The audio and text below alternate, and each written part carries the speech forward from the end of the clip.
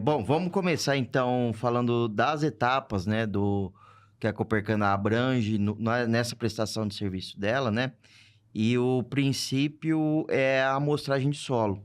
Eu queria saber de você, Murilo, qual que é a importância em si fazer uma amostragem de solo bem feita? Olha, respondendo a sua pergunta, fazendo uma analogia, uma análise de solo bem feita é como um exame de sangue bem feito. Sim. Né? Então, tem todo um procedimento, né, que tem que ser cumprido para que você entregue um produto bom do laboratório, para que o laboratório de análise química do solo, né, te entregue um produto bom. Então, se você colocar um produto ruim dentro do laboratório, vai te entregar um produto ruim. O que seria um produto ruim para levar para o laboratório, por exemplo? Uma amostra contaminada, com muitos resíduos, que tem uma quantidade que não é aceitável para o laboratório de solo, ou se não, material estranho dentro dele. Vamos falar assim, eu vejo assim, a gente sempre discute isso, sempre conversa muito disso. Acho que o ponto principal, o começo, que é a amostragem de solo, uma amostragem bem feita vai permear pelo restante de todos os resultados, né, Murilo? Exatamente. Se eu fizer uma amostragem representativa, bem feita, com um número grande de subamostras e bem realizada, com todo o critério, dali os resultados, o laboratório é química, depois a geração também, você vai gerar de acordo com aquele resultado que veio. Então, exatamente. Então, o processo é fundamental. Fundamental. Há um termo no mundo da informática que é entra lixo, sai lixo. Eu não queria usar esse termo. Entra o dado errado, sai o dado errado. Né? Mas é verdade. Então, é a vida. Tudo que você coloca errado, você não tem. É difícil você esperar que saia uma coisa certa. Né? Então, e isso é um efeito cascata muito grande, porque se começou errado na coleta no campo, o laboratório vai fazer a parte dele, pensando que está ok, vai gerar o resultado, você vai ter a análise e interpretação dos mapas, e às vezes as recomendações não saem como você gostaria, ou esperasse que ela saísse, né?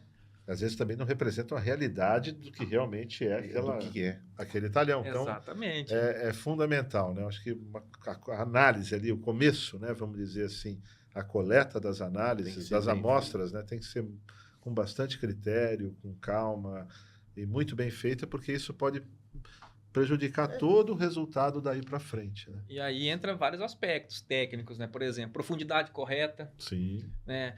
No caso da Copercana, a coleta é mecanizada, né? Sim. Então, a broca não está desgastada, porque ela que retira o solo e tem a quantidade no número de vezes que você faz a subamostra, né? Para você fazer a amostra composta. Então, são uma série de fatores ali para você... A quantidade de subamostra é muito importante, né, Murilo? Com certeza, porque a ideia disso é você diluir, né, o erro amostral nessas subamostras que vão ter um valor médio depois. Então, quanto mais repetições, subamostras, a ideia é que você dilua o erro amostral. Mais proximidade da realidade. Perfeito, Silvio. Essa que é a ideia. Então, já tem um trabalho ali de tentar, estatisticamente, você ser mais assertivo, né? Aumentando o número de subamostras, que é um dos fatores que a gente trabalha muito forte, né? Eu já vou pegar o gancho. Descreve pra gente como que é o serviço de coleta de amostra hoje que a Copercana presta, o Gustavo. Não, o primeiro passo, Marino, definimos a área, a propriedade, enfim, o talhão, a gleba, é definido isso junto com os produtores, né? Aí é elaborado um mapa daquela propriedade, né? Dentro desse mapa é feita a geração dos grids de amostragem, né? Então, é uma definição importante também, que é o tamanho desse grid. O grid é como que eu poderia chamar o grid, Murilo? Vamos dizer assim, uma referência do tamanho da área amostrada. O grid... Vamos falar teoricamente, vamos cutucar o professor agora. o grid amostral é uma conversa para uma tarde inteira, né? Qual usar, por que eu uso, por que eu não uso. Não, mas assim, a definição do grid é para você gerar uma área que aquela área vai ser representativa da amostragem. Então, hoje, nós trabalhamos na maioria das áreas com grid de 3 hectares, né? A maioria dos trabalhos foram com 3 hectares e algumas outras áreas com grid de 5 hectares. Né? Então, dentro desse grid, se eu tenho uma propriedade com 12 hectares, se eu dividir em grid de 3, eu vou ter 4 grids ali, né? De 3 hectares.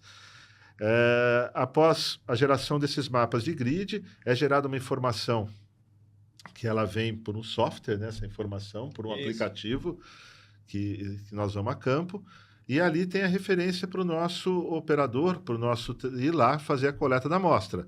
Então, ele chega dentro desse grid, esse ponto é georreferenciado, ele coleta em um ponto central, e um raio aqui em volta desse ponto central de 10 a 15 metros, mais ou menos, nesse intervalo, ele faz a coleta das subamostras. Ele faz tudo isso a pé? Tudo isso com quadriciclo, Ah, né? quadriciclo. Isso, né? Você tá vendo o que eu quero. Isso hoje a nossa equipe, o auxílio das coletas é feito com quadriciclo, né? Um quadriciclo equipado com uma sonda, né?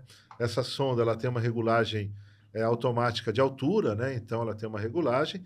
Então, ele vai até essa área junto com esse aplicativo, chega no ponto, coleta. Geralmente, a coleta a gente faz, depende disso como foi customizado junto ao produtor ou não. Vou fazer de 0 a 25, ou é uma área de reforma, eu quero fazer de 25 a 50. Então, ele retira essas amostras, né?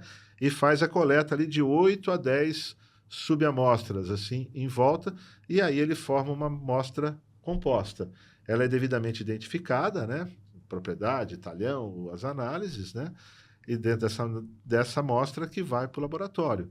Então, a gente divide a área em vários grids, né? E foi como o Murilo falou, conversar sobre grid dá mais de uma tarde inteira de discussão. Dá pano para manga, hein? O que a gente sabe é o seguinte, quanto menor o grid, melhor o resultado. Então, se eu faço um grid de 1 para 1, assim, é o sonho. Mas Um grid é uma amostragem por hectare.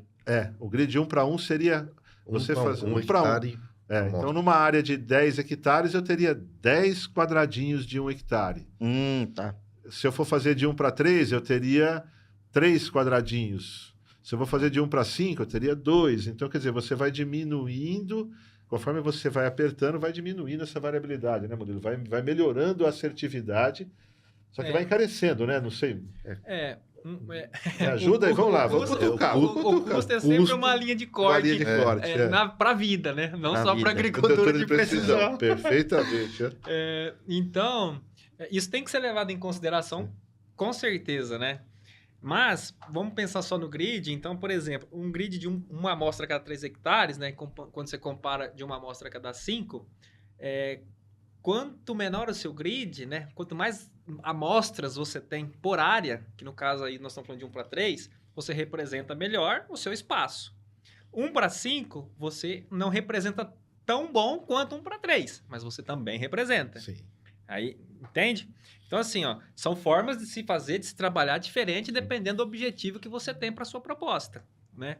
Mas todos os dois, você consegue buscar performance em resultado Sim. se a análise, né, tanto da coleta, laboratório e a geração desses resultados, ela for feita da forma correta, né? Se você conseguir, aí já vem um termo que foge um pouco, né, do comum do produtor, você conseguir modelar geoestatisticamente esses números e eles fiquem, entre aspas, né, entregáveis, numa condição que você tem uma boa resultado do que você está colocando como recomendação, como nos seus mapas, com certeza você vai ter sucesso, né? Mas, assim, lembrando, né? Quanto melhor você se representa, maior é a chance de ter sucesso. Não quer dizer que você não vai ter, Sim. né?